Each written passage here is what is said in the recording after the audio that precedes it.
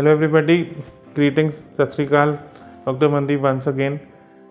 So this is about जो हमने initiative शुरू किया टेक्टाइल ब्रेस्ट एग्जामिनेशन का, जिसमें we are training visually impaired females to conduct breast examination so that any suspicious finding they can let us know. तो what is the reason why we are starting this and what is the basis behind it. देखिए, breast cancer at this point of time is the most common cancer which affects the female in India. Delhi NCR की अगर मैं बात करूं तो 1 in 22 is the life time risk. Out of 22 females 1 is getting breast cancer. और पिछले कुछ सालों में ब्रेस्ट कैंसर का इंसिडेंस या कैंसर का इंसिडेंस तो बढ़ा ही है, डेथ ड्यू टू कैंसर भी बढ़ा है. और एक इम्पॉर्टेंट फैक्ट है कि जो हमारे कैंसर का जो इस टाइम एज है वो यंगर फीमेल है. मतलब दिल्ली की मैं बात करूं तो 45 is the peak age of incidence of breast cancer in India.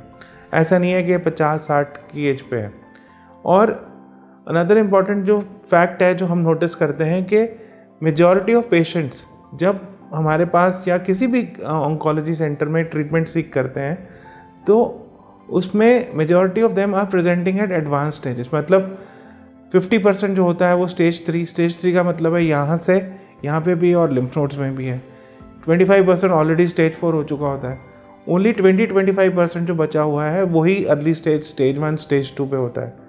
तो अगर अर्ली स्टेज पे पेशेंट आएगा स्टेज 1 स्टेज 2 पे तो सर्वाइवल मतलब ट्रीटमेंट के बाद 80 से 90% चांस है कि हम कैंसर से पेशेंट को बचा पाएंगे. जैसे ही वो स्टेज 3 होता है तो वो सर्वाइवल 50% हो जाएगा. जैसे ही स्टेज 4 होगा तो ऑब्वियसली हम स्टेज 4 पे ट्रीट नहीं कर सकते, मतलब सर्वाइव नहीं करा सकते, हम लाइफ ही एक्सटेंड कर सकते हैं.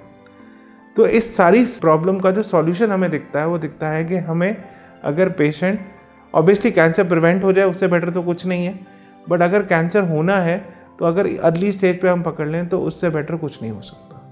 तो this is the initiative of breast screening, breast awareness and detecting this unfortunate और dreaded event at an early stage so that we can get better cure rates.